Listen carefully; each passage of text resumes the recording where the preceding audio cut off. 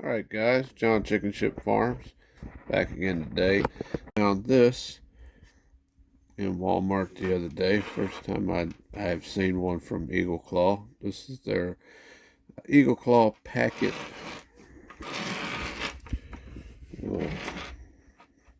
Alright, looks like it is a 5/6 spinning rod, fiberglass constructed.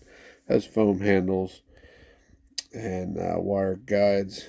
One ball bearing spinning reel, multi-disc drag, and it actually said something about a granite spool here that they whited.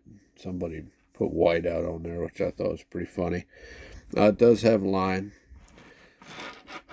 This is a telescoping rod, so it's definitely going to give me some space.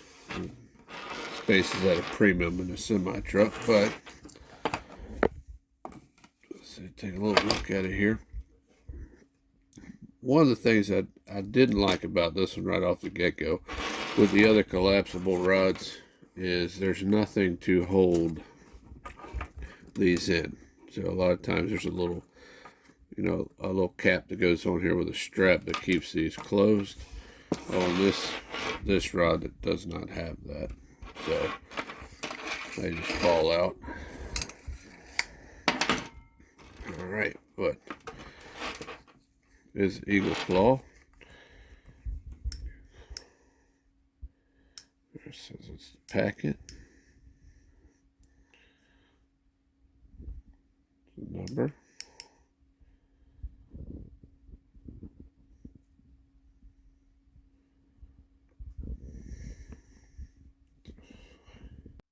Alright guys, let's take a better look at it here. Said it is a ball bearing, and it's the Eagle Claw packet. There's the part number, HN800. The gear ratio is 5:3 to 1. And turn that a little.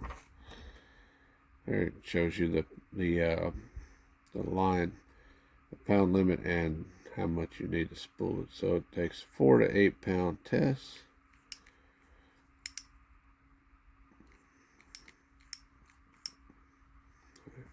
Does have anti-reverse on it here.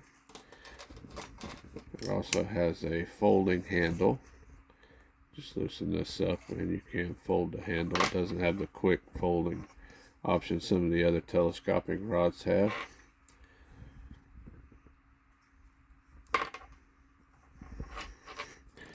Very short handle back here. And like I said, there's no cap here to hold these in, so if you move it, they all fall out. So I didn't really like that when I first saw it. Here's the information on the rod itself. Once again, it's the Eagle Claw packet series, model number PK56TS. It's a 5'6" spinning rod of light action. Line weight 4 to 8 pounds. And the lure weight is 1/8 to 1/2 ounce. It is made in Denver, Colorado, USA. The rod is fiberglass constructed. It has these little metal caps here for the guides for each section of the pole here. So now, you've probably seen in some of the videos where I've actually broke these poles. They don't have the type of flexibility that you get with a regular 1 or 2 piece rod. So that's definitely going to be something you have to give up to be in this compact of size. Now, I have not had this pole out, so I don't really know how it's going to do as far as how much flex it's got. If it's a real jointy flex, like sometimes you get, each one of these, there's not a lot of flex in there. It's really like, has like a segmented joint in it, and it looks awful, feels awful. So it'd be nice to see how this goes. Also,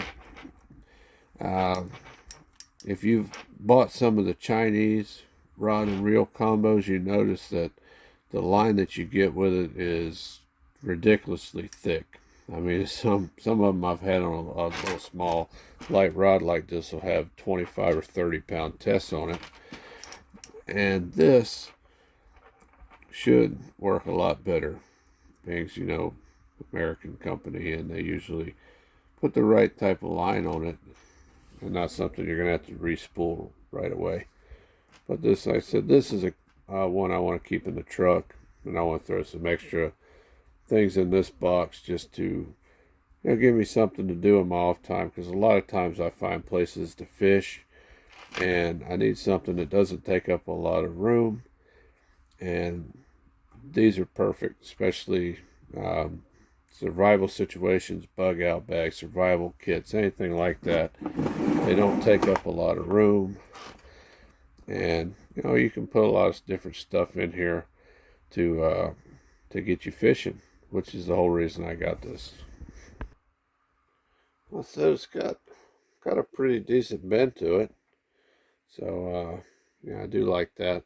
So I'm not going to try to break this one like I have in some of my other ones doing this, but uh, yeah, it doesn't have that really bad segmented bend. It's actually a nice smooth bend, we'll be excited to get this one out and try it out.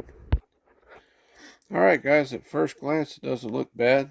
I said this is kind of annoying here, not having a way to keep this closed. But I said it'll work out fine. I definitely want to get it out, test it out, see how it goes. But yeah, not a bad looking kit. We'll put it up against some of the other ones we got and let you know what we think. But I said it was definitely cheap enough, and it doesn't feel bad. So we'll see. We'll see how it goes, guys. We appreciate everybody watching our videos, and hopefully they're helping you out.